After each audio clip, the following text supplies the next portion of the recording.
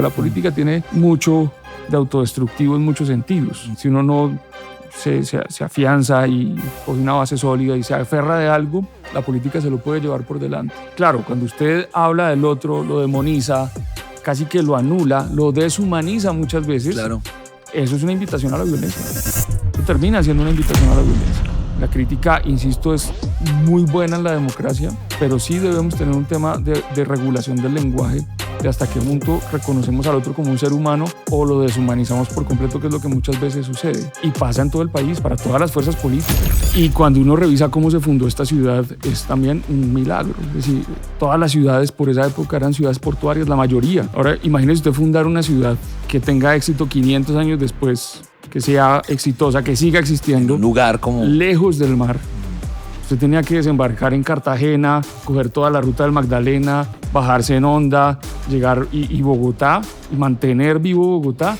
Eso es una cosa que explicarlo es muy difícil, porque el milagro bogotano nunca se detuvo. Ha seguido, o sea, a pesar de... Siguió. La cantidad de gente que Bogotá, como sociedad, como ciudad, ha sacado de la pobreza es tremenda. ¿A qué asocia usted Bogotá, Miguel? ¿Qué palabras se le vienen a la cabeza del corazón? Definitivamente es libertad. Usted en Bogotá puede ser lo que quiere ser. Tiene la posibilidad de ser lo que puede ser, lo que quiere ser. ¿Qué nos ha faltado? Un acuerdo sobre cómo disfrutar esa libertad. ¿Cuáles son los límites del disfrute de esa libertad? El locutorio. Historias que te ayudarán a escribir la tuya. Hay cosas, Miguel, que uno lo persiguen como pesadilla. Algún pendiente de yo quiero hacer esto, pero la vida se trata de levantarse todos los días a trabajar. Y a usted lo persigue algo y es escribir. Sí. Pero es secretario de privado, general, jefe de gabinete, todo de Bogotá. Sí. Pero me llama la atención, hay mucha gente que quiere eso, ¿no? Escribir, pero siente que ni es el momento, ni está a la altura. ¿Qué le pasa a usted? ¿Por qué no ha escrito lo que ha querido escribir? Y le cuento que hace me ha tocado meterle psicólogo porque no... Claro. Es una cosa que uno tiene que resolver, ¿no? Sí. Todos los días me levanto pensando en escribir 2 pendientes que tengo.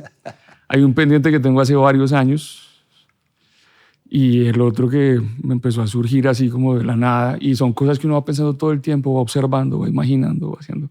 Pero sí, hay que sentarse a escribir, hay que sacarle el tiempo. Y ese ha sido el reto.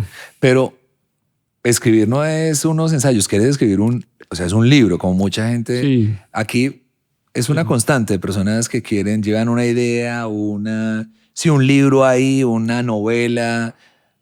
¿Cuál es la tuya? O sea, yo a estas alturas de la vida, yo ya no sé si es bueno o es malo que a uno se le ocurra una idea. Una idea. Sí. Porque esta idea, por ejemplo, del libro de Bogotá, me surgió viviendo en Medellín. Ok. Pues los que me conocen esta historia, la he hecho también permanentemente, pero en algún momento un director de planeación de Medellín, hace unos 15 años tal vez, menos, me hizo una pregunta en un avión viniendo de Medellín a Bogotá, era ¿qué le pasó a Bogotá? Y yo, ¿cómo así que qué le pasó a Bogotá? Claro, para muchos intelectuales a principios de los 2000, a mediados de los 2000, comenzó a armarse un cuento que era el milagro Bogotá. Ok. Era toda esta transformación que vivió Bogotá de reducir tasa de homicidios, mejorar la cultura ciudadana, mejorar el transporte público, Transmilenio, todo esto empezó a armar un modelo de ciudad que se llamó Milagro Bogotá. Después vino un hecho traumático que fue la alcaldía Samuel Moreno, gravísimo, sí. Nos dejó muchas heridas, muy complicado, y no hemos levantado cabeza después de eso, ¿no? Okay. Entonces, claro, él me decía qué le pasó a Bogotá porque venía de resplandecer, sí. Y después como que se apagó. Y mi inquietud, por la razón por la que dije voy a escribir un libro sobre esto que no he escrito, es porque el milagro bogotano nunca se detuvo. Ha seguido, o sea, a pesar de... Siguió. La cantidad de gente que Bogotá, como sociedad, como ciudad, ha sacado de la pobreza es tremenda. La reducción de la tasa de homicidios, claro, sigue siendo un retador el tema de seguridad, pero si usted compara con el resto de ciudades capitales del país, tiene la mejor tasa de homicidios, la más baja de todo el país en tasa.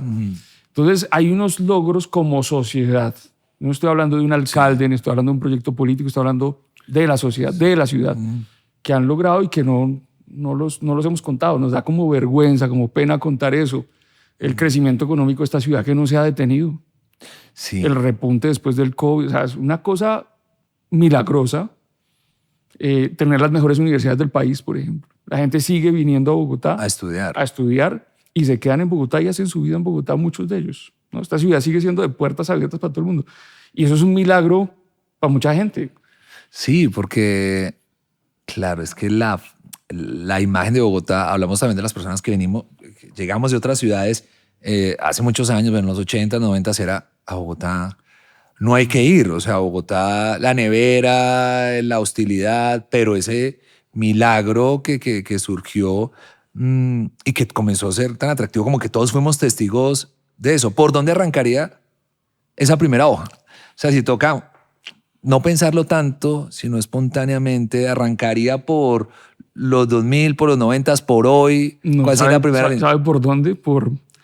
Estamos cerca de cumplir 500 años. Y Vamos a cumplir 500 años el año 2038. Y cuando uno revisa cómo se fundó esta ciudad, es también un milagro. Es decir, todas las ciudades por esa época eran ciudades portuarias, la mayoría. sí, Ahora, imagínese usted fundar una ciudad que tenga éxito 500 años después, que sea exitosa, que siga existiendo, un lugar como... lejos del mar. Usted tenía que desembarcar en Cartagena, coger toda la ruta del Magdalena, bajarse en Honda, llegar y Bogotá, y mantener vivo Bogotá. Eso es una cosa que explicarlo es muy difícil, no hay una sola explicación. Claro, el agua, la sabana, los materiales, la concentración incluso muisca que había en la sabana permitió fundar una ciudad, pero que después de 500 años tenga 8 millones de habitantes. Para mí eso es como el resumen del milagro, es como una aldea en 500 años se convierte en una ciudad tremenda de 8 millones de habitantes. O sea, arrancaría el libro a lo película de Steven Spielberg, 2038. O Bogotá, 500 años. 1538. O 1500. Bueno, sí, ubiquémonos en 1538. Me parece que es más atractivo 2038. 2038. Que tendremos, Uy. ojalá, 3 líneas de metro, tendremos tres cables, tendremos un sistema masivo de transporte por fin multimodal. Pero lo que yo me sueño es que Bogotá en el 2038 sea una ciudad con más confianza en sí misma. Ok. Que en el 2038 ya no nos dé pena decir que tenemos cosas buenas. Y bueno, todo ese tema a propósito de cómo se imagina uno la ciudad conectada, pero 2038 en los recursos naturales y todo esto, como cuando cumplamos 500 años, ¿cómo vamos a estar? ¿Cómo se imagina? Ese es uno de los retos, pero también le da uno pie para hablar de las cosas increíbles que ha hecho Bogotá en las últimas décadas. Por ejemplo, tener el sistema Chingaza, el embalse de Chuza, trasvasar agua de un río, llevarla al embalse, San Rafael, todo lo que hemos hecho en Tibitoc, la optimización de Tibitoc. O sea, el sistema de Bogotá nos permitió superar una crisis en muy poco tiempo. Claro, fue muy largo el racionamiento, fue más de un año de racionamiento, pero la contracara de eso es que lo pudimos superar muy rápidamente. Sí. Hace unos meses vino Banco Mundial, vino gente de Ciudad del Cabo, gente de Sao Paulo, gente de ciudades que les tocó enfrentar crisis similares y les sorprendía lo rápido que nosotros estábamos pudiendo superar eso. ¿Por qué pudimos superarlo? Porque varios alcaldes años atrás habían hecho unas inversiones, nosotros continuamos unas inversiones en Tibitoc, nos permitió traer más agua de Tibitoc, tratar de bajar la presión a Chingaza, y desde ese momento pues no hemos tenido riesgo. Hoy, por ejemplo, Chuza está cerca del 90%, 91% de llenado. Eso quiere decir que el cambio climático nos enfrenta a una variabilidad, no es sequía lo que viene necesariamente. También lo que estamos viendo ahorita es exceso de agua, por ejemplo. Pero tenemos un sistema que es capaz de regular cuando hay mucha agua o cuando hay muy poca agua, y cada vez estamos más preparados frente a eso, ¿no? Okay. Ahora, en un futuro debemos darle mayor flexibilidad. ¿Qué nos faltó, por ejemplo? ¿Qué le hace falta a Bogotá? La posibilidad de no tener un embalse que se llene y se desocupe anualmente, sino tener varios embalses para poder jugar con esas anualidades y tener más flexibilidad. Todas las ciudades en el mundo han dependido de la infraestructura. Claro. Todas las ciudades han crecido, se han desarrollado y han dependido y han logrado éxito gracias a la infraestructura. No es dejando de crecer, no es yéndose de la ciudad. La ciudad por sí misma es una respuesta a la necesidad de vivir juntos y de hacerlo con infraestructura eficiente. Entonces, Claro, nosotros en este momento en la alcaldía estamos trabajando en el plan de largo plazo, que no es para el otro año ni para dentro de 2 años, sino la ruta de los próximos 100 años Sí. para el manejo del agua. Pero yo sí puedo decir que en este momento, gracias a las obras que esta ciudad ha hecho durante décadas, tenemos un sistema muy flexible que nos va a permitir enfrentar de mejor manera un periodo de sequía como el que ya superamos. Así es, me encontré con Julio Correal. Yo le digo, usted es muy bogotano. Y yo creo que después de, o sea, yo tengo en mi cabeza, este man es muy bogotano. Usted está en mi top de, este es muy bogotano. O sea, es que este es el que uno pinta. A mí me dicen, pinte un bogotano. Y yo, a ver, pinto a Julio Correal, pinto a Miguel Silva, ¿quién más? No sé. Pero es muy bogotano, eso me gusta. Y hace unos meses, no sé, que estaba cumpliendo años, ya no recuerdo. Bueno, ya pasó este año, ya voy a volver a Sí, cumplir. sí, sí. Ya pasó. Yo le digo, ¿cuántos años está cumpliendo? No, 40. Y yo, no puede ser, está muy joven. O sea, y mucha gente que hoy, si nos oye, porque en el podcast, el locutorio lo escucha gente, no necesariamente que quiera, o sea, encontrar historias, personas que le apostaron a su propia historia, ¿no? Como que se la jugaron.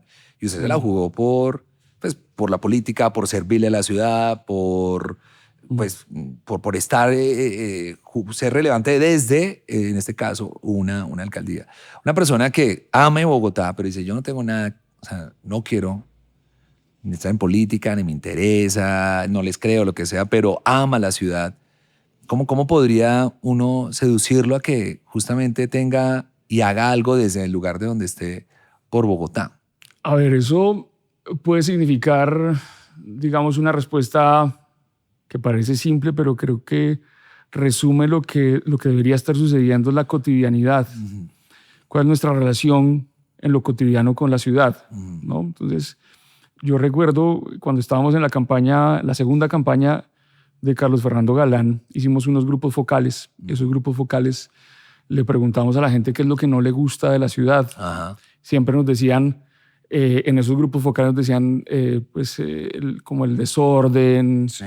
la falta de apropiación, la falta de cultura ciudadana, etcétera. Pero a mí me sorprendió que la gente decía, es que los demás no respetan, los demás cruzan por donde no es debido, los demás botan la basura a deshora, son los demás. Pero casi nunca asumimos como, bueno, ¿cuál es mi rol en esta sociedad? ¿Qué es lo que yo hago, no? ¿Respeto la norma porque me toca o porque realmente si respeto la norma, pues es un camino que puedo seguir y que facilita a los demás vivir, ¿no? Entonces yo creo que desde lo cotidiano es algo muy importante, pero lo otro por eso es importante escribir el bendito libro del milagro bogotano, Sí. Porque reconocer o sea, tener esa historia, lo que tiene esta ciudad y lo importante y lo grandiosa que es. Vea, yo viví como 6, 7 años en Medellín y mis amigos paisas todo el tiempo eran hablando de lo bueno de Medellín, todo el tiempo. Usted se encuentra un paisa y todo el tiempo habla de lo bueno de Medellín. Si no le habla mal de Medellín, muy difícil. Muy difícil. El que habla mal de Medellín es bogotano. Muy difícil, sí. Pero los bogotanos, de alguna manera, nos enseñamos a hablar mal de la ciudad. Yo no estoy diciendo que no haya crítica a la ciudad. Todo el tiempo podemos criticarla, pero por criticar a la ciudad hemos olvidado lo otro, que es reconocer las cosas buenas que tiene la ciudad, que no son tan evidentes, que toca mostrarlas, pero es que insisto que Bogotá es una ciudad universitaria. Por ejemplo, Manizales Sí. se ha reconocido a sí misma, se vende, se promueve como una ciudad universitaria, pero es más ciudad universitaria, y perdón por los manizalitas, por las personas que no están viendo, pero Bogotá es una ciudad con un entorno universitario tremendamente potente. Uno podría decir que casi que 1 de cada 10 personas que vive en Bogotá está vinculada a una universidad. Wow. Como estudiante, como investigador, como docente. Es impresionante, es 1 de cada 10. Esto es una ciudad universitaria. Cuando hablaba de la campaña, porque Carlos Fernando Galán llegó a la tercera, ¿no? La tercera campaña. En el tercer intento.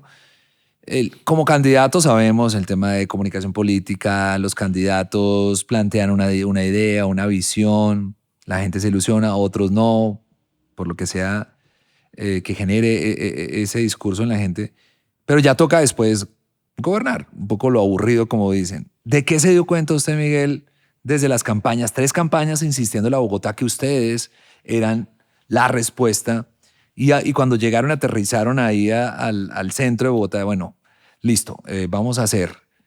¿De qué se dieron cuenta? ¿De qué cosas dijeron, esto era más difícil de lo que, esto es más complejo? ¿O hay cosas que realmente están emergiendo y que tenemos oportunidades? ¿O hay una desesperanza también de decir, esto es muy difícil cambiar la problemática, la ciudad, el comportamiento de la gente? ¿De qué se dieron cuenta? No, la ventaja es que yo he acompañado a Carlos Fernando en las últimas 2 campañas, en la del 2019 y 2023. Y de fondo, el sentido de ese proyecto político no ha cambiado. Es decir, de fondo está esta idea de poder recomponer la confianza en la ciudad, en su futuro, entre nosotros como ciudadanos, como sociedad. Entonces, eso ha estado permanente, ¿no? Y eso nos ha permitido estar anclados en que hay muchas cosas que pueden variar frente a lo que uno se imagina cambia, varía, ¿no? Hay unos ajustes, pero el núcleo se mantiene y el núcleo lo hemos reafirmado. O sea, una vez en el ejercicio del gobierno, lo que hemos visto es que necesariamente Bogotá necesita otro tipo de mensaje, otro tipo de liderazgo, porque también veníamos de una mala tradición de hablar mal del anterior. Claro. ¿No? Casi que todos. Si echamos sí, la culpa es de los demás, otra vez. Es del anterior. Yo todo lo he hecho bien, ¿no? Entonces gobiernan con retrovisor. El alcalde desde un principio nos dijo, nosotros no vamos a poner retrovisor. Vamos a echar para adelante. Claro, si hay irregularidades, autoridades, pero ¿a quién le corresponde hacer el control político? Le corresponde al Consejo, a los medios de comunicación, a las veedurías, a las organizaciones sociales. Pero a nosotros, ¿qué nos corresponde? Gobernar. Sí. Y gobernar en el día a día y estar pendientes en el día a día, buscando reconfigurar la confianza en la ciudad. Entonces, eso no ha cambiado. Eso nos permite estar anclados, ser consistentes, permanentes. Ahora, de lo que sí ha cambiado y sí nos ha sorprendido un poco es, por ejemplo, el diseño institucional del distrito. Esto aquí ya empieza a ser enredado, técnico, pero explicar, pero eso significa que tenemos muchas entidades, que tenemos un montón de funciones que se traslapan entre entidades. Una cosa que a mí me ha sorprendido, Alex, y que quisiera yo al final dejar resuelto para las ciudades, por ejemplo, un árbol en el espacio público o individuo arbóreo, un árbol. Hay demasiadas entidades involucradas con el tema de un árbol. Entonces, bomberos, UAESP, Secretaría de Ambiente, Jardín Botánico. Entonces, claro, cuando usted intenta resolver el problema puntual de un árbol, usted se enfrenta a una maraña tremenda. Entonces, sí creo que podemos simplificar mucho ese trayecto. El espacio público, que es un dolor tremendo de la gente, ¿no? Entonces, una alcantarilla, un hueco de una alcantarilla. Yo parte de mi tiempo es buscando de quién es el hueco, de quién tiene que poner la alcantarilla. Hay que llamar también caerás el hueco. ¿De ¿Es en él? Sí. ¿Sí? Todos, ¿quién tiene que ver con el hueco? Entonces, ¿quién tiene que ver con el hueco? No. ¿Quién es el responsable del hueco y quién es el responsable de la alcantarilla? Entonces es muy difícil el entramado administrativo. Son muchos responsables sobre un mismo punto. Ponerlos de acuerdo es complejo. Pero si logramos un mejor diseño institucional, yo creo que le dejamos algo mucho más operable al próximo alcalde, a la próxima alcaldesa, al próximo gobierno, porque esto también se trata de no solamente no miro para atrás y le echo la culpa al anterior, sino que le dejo al siguiente, ¿no? Sí. ¿Le voy a dejar problemas o le voy a dejar herramientas? Porque problemas le van a sobrar. Sí. No tengo que hacer ningún esfuerzo para dejarle problemas. Entonces es gobernar también desde la responsabilidad ahí. Buenísimo. ¿No? Ahora el liderazgo, como desde lo personal a lo quizás ya más general, pues estar en sus zapatos seguramente la mayoría de nosotros no quisiera estar. O bueno, yo no quisiera estar. O sea, levantarme y ver el pedo que es la ciudad. Es una persona de mucha confianza del alcalde. ¿Cómo ha ejercido, qué ha transformado en su forma, en su liderazgo, en su forma de gestionar, liderar? ¿Cómo ha mirado usted hacia adentro para decir, pucha, yo he venido haciendo las cosas de esta manera, pero el momento, el cargo, las audiencias comienzan a pedir cosas distintas? ¿Qué tipo de liderazgo se ha dado cuenta usted que ha necesitado usted principalmente para dormir tranquilo y para llegar a los resultados que quiere? Yo le cuento una anécdota. Cuando el alcalde me ofrece entrar al gobierno después de las elecciones y yo arranqué siendo secretario de Planeación, me ofreció ser secretario de Planeación, lo primero que hice fue volver a la filosofía. ¿Usted es filósofo? Volver a los estoicos sobre todo. Porque yo dije, el reto de esto va a ser sobre todo cómo me ubico yo frente a todo este reto que estoy enfrentando. Y eso me llevó sobre todo a una percepción del tiempo que cambió. Antes, Alex, usted me dijo, usted tiene 40 años, no sé qué, yo era un tipo que hace unos 20 años andaba con la cabeza, ¿qué voy a hacer dentro de 20 años? ¿Qué voy a hacer dentro de 30 años? No. Ahora estoy pensando en el presente. Estoy absolutamente concentrado en el presente y eso los estoicos le sirven a uno mucho para eso, para estar en el momento presente y valorar el momento presente. Entonces es valorar el momento presente en el que estamos. Saber que los problemas que vamos a enfrentar hay que enfrentarlos, resolverlos, pero cada día trae su afán. Cada día hay que gestionarlo, cada día incluso hay que disfrutarlo, porque esto tiene sus retos, pero es un aprendizaje tremendo, es un privilegio poder aprender tanto de la ciudad, poder vivir la ciudad desde diferentes perspectivas, y es un privilegio que yo me estoy dando la oportunidad también de disfrutar en el día a día de una manera muy consciente. Hay gente que el estrés o el reto se lo lleva por delante, pierde el control y para distintas cosas pasan en su vida e incluso destruyen su vida. La política tiene mucho de autodestructivo en muchos sentidos. Si uno no se afianza y coge una base sólida y se aferra de algo, la política se lo puede llevar por delante. He visto ejemplos de gente que le ha pasado. Entonces, para mí lo primero fue la responsabilidad, como la responsabilidad de los estoicos. Asumo a los estoicos como la base con la que me voy a enfrentar estos 4 años a este reto. Y eso me ha permitido a mí estar tranquilo, sobre todo. Yo creo que eso es muy importante en la función pública, la tranquilidad, poder mantener la serenidad, pero también valorar el momento presente. Yo creo que eso es clave. Y lo otro es frente al reto de la opinión pública, las críticas. Usted se levanta y todo el tiempo le dicen de que se va a morir, ¿no? Total. Y más en el auge de bodegas y cosas que hay, de perfiles falsos, toda la cosa. Uno tiene que saber realmente dónde está parado y en qué está. O si no, esta cosa se lo lleva. Es abrumador.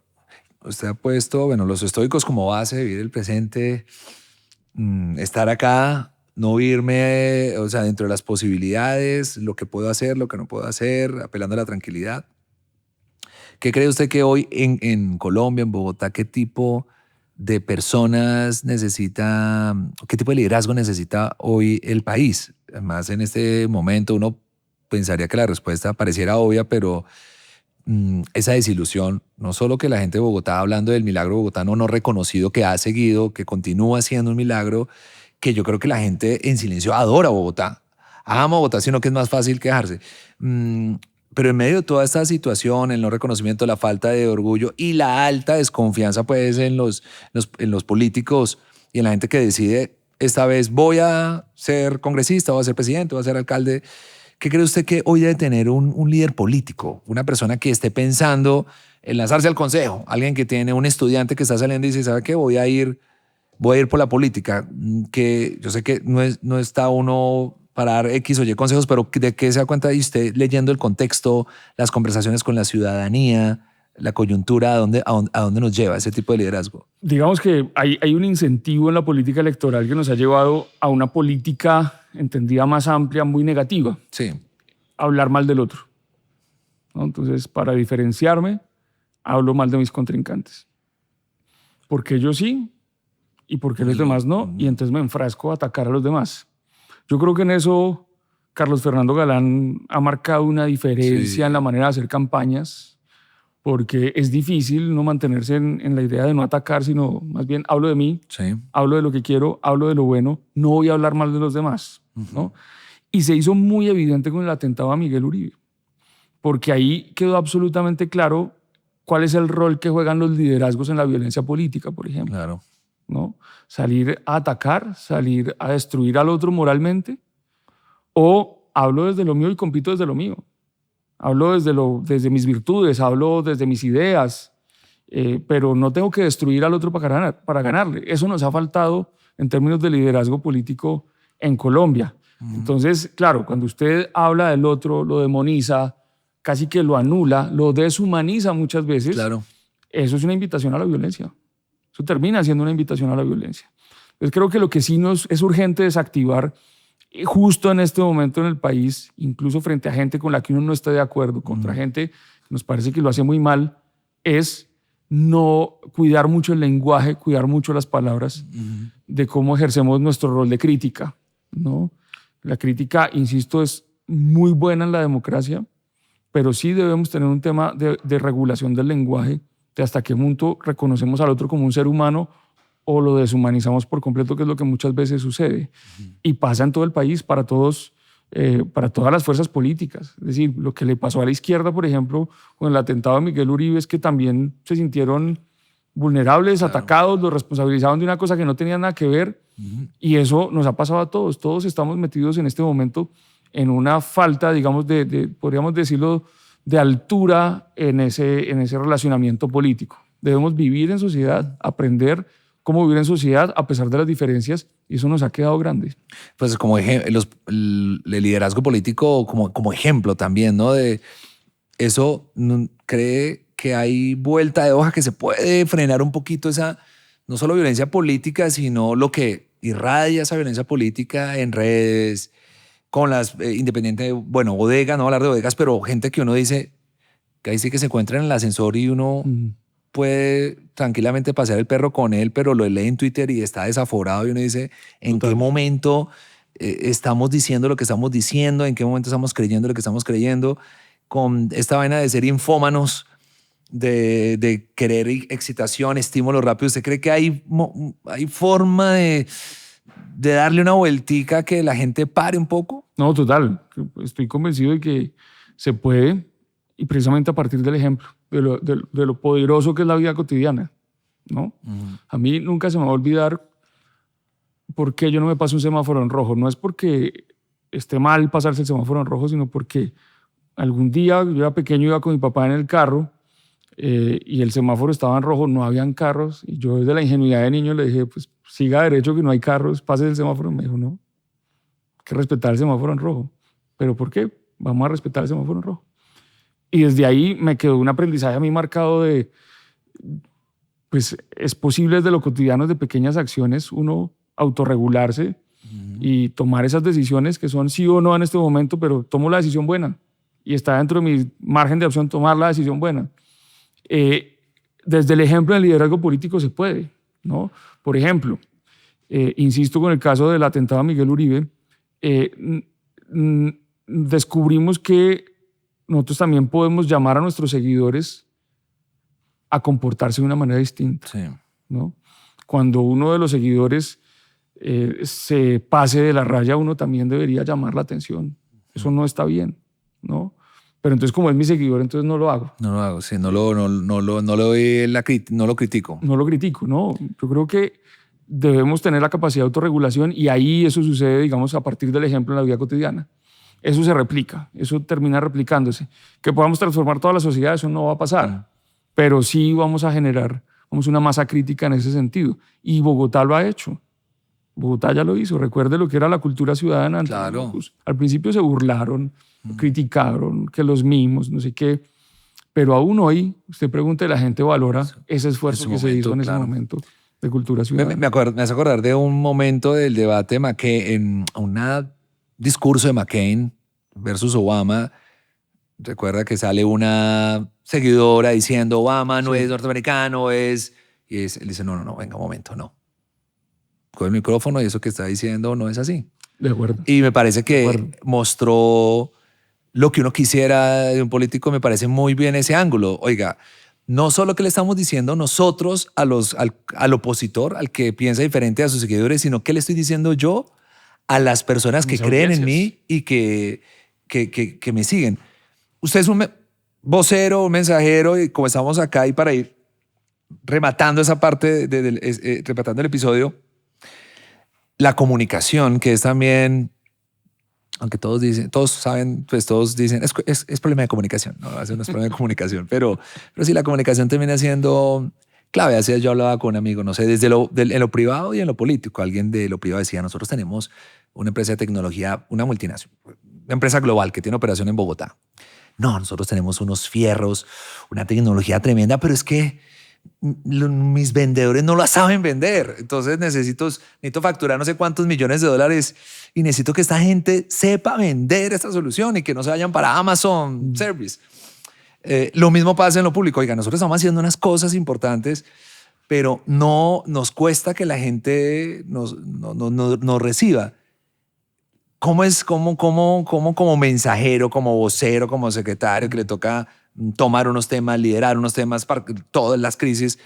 ¿Cómo ha manejado y qué tanto callo, tanto músculo de la comunicación ha sacado Miguel y qué transferencia desde ese puesto en conocimiento le puedes hacer a la gente que hoy comunica?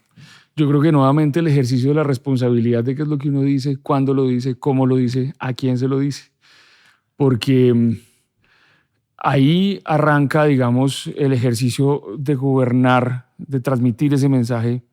Arranca desde qué es lo que realmente quiero comunicar, cómo lo quiero comunicar, a quién debe llegar ese mensaje, ¿no? Estamos en un momento en el que pues, los métodos, las tecnologías cambian permanentemente, los lenguajes cambian permanentemente y uno termina muchas veces como, digo, ¿qué hago? Como un desespero de ¿qué más hago? ¿No? Sí. ¿Qué más digo? ¿Cómo más lo digo?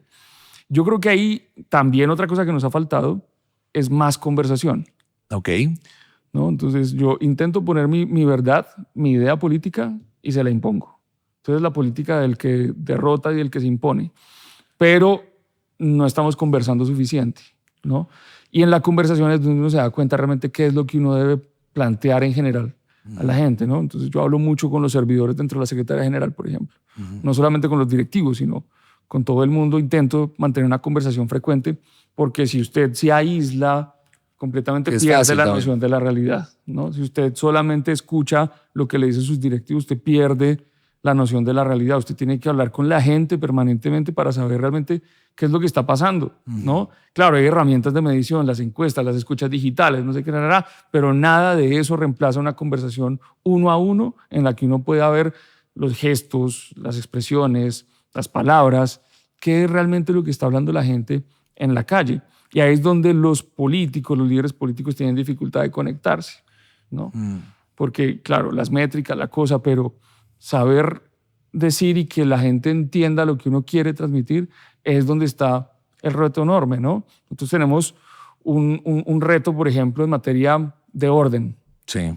que fue uno de los temas que pusimos en campaña permanentemente, el orden, pero resulta que usted pone la palabra orden en un contexto y para uno significa otro y es como una cosa Sí.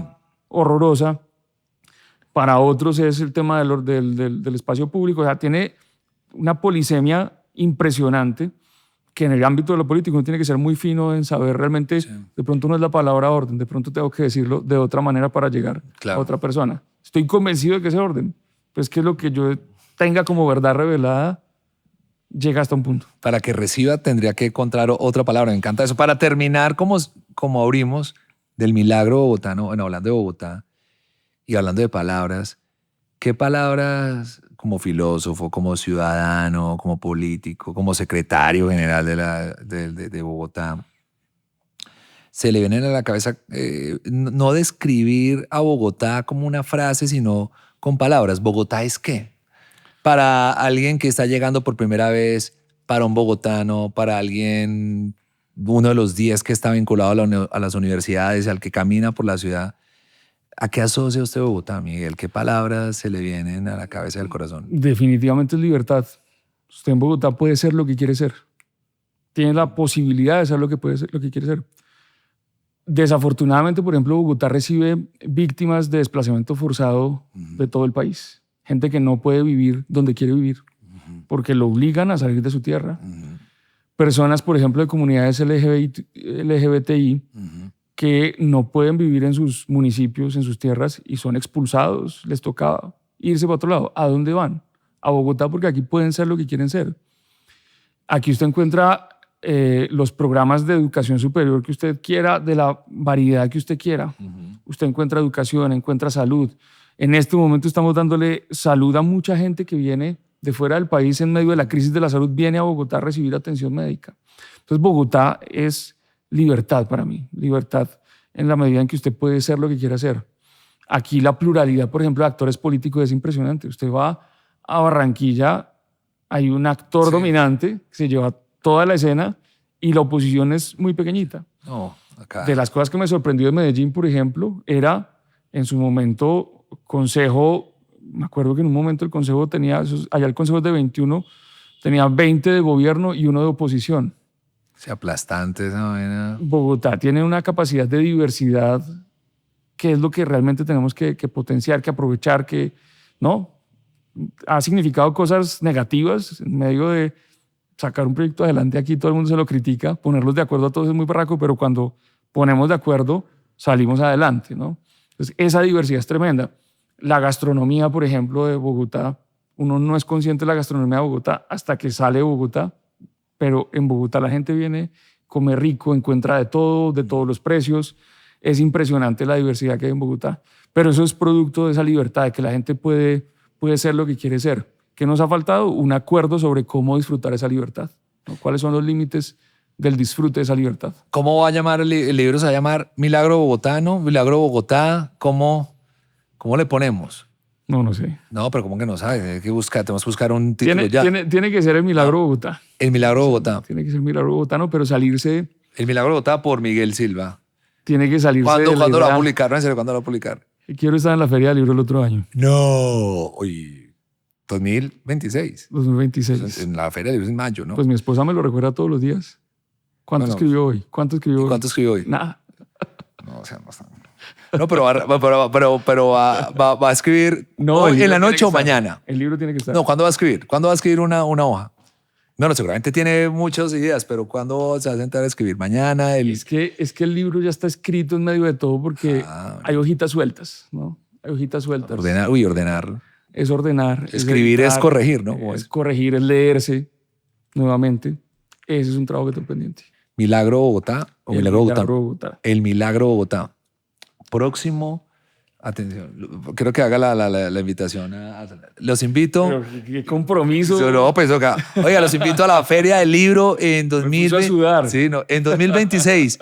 Los espero en la Feria del Libro para hablar del Milagro Bogotá, un libro que llevo hace mucho rato. Así que los invito en la próxima Feria del Libro. ¿Qué ves? ¿A cuál cámara? Cámara, listo. Bueno, nos vemos el próximo año en la Feria del Libro de Bogotá a hablar del libro El Milagro Bogotá. Uy, joder, madre. Ya. Compromiso. Compromiso, se imprime. Gracias, Miguel. Lo están haciendo muy bien. Yo soy muy orgulloso, de verdad. Creo que han logrado se ha logrado que con comunicación, con acciones, con ejemplo, con el liderazgo de Carlos Fernando, tuyo, todo el equipo. Creo que Bogotá está tomando otro tono, está tomando su tono. Así que nos va a ir bien y va a estar esto mucho mejor. Así que felicitaciones, Miguel, por todo lo que ha venido haciendo y todo el equipo. Muchas gracias, Alex. Yo creo que definitivamente el estado anímico de la ciudad tiene con qué cambiar, Sí. ¿no? Nosotros podemos cambiar las obras, podemos cambiar los proyectos, pero definitivamente lo que esta ciudad necesita es cambiar el estado anímico. Yo creo que está encontrando unas pistas de por dónde arrancar para cambiar ese estado anímico y cuando eso cambie, Bogotá va a poder explotar mucho mejor su potencial.